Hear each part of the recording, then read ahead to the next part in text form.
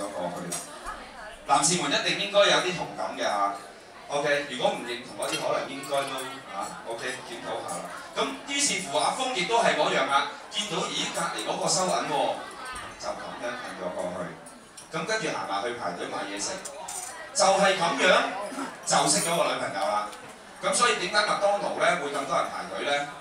其實係咁解嘅，真㗎，真事嚟㗎。我都成日去麥當勞，不過我揾唔到一個可以俾我咁樣褪埋去嘅啫嘛。咁所以冇辦法。咁啊，3年嘅唔算話好長跑啦。咁但係即係而家嘅時下嘅男女就係咁㗎啦。當佢哋去到打得火熱嘅時候咧，我哋就會即刻諗下許下一生嘅承諾。咁喺佢咧許下一生承諾之前咧，其實究竟呢一對嘅男女啦嚇，呢一對嘅小夫妻，究竟佢哋小朋友嘅時候啊，又或者咧佢開始慢慢成長嘅時候啊，究竟會係點嘅咧？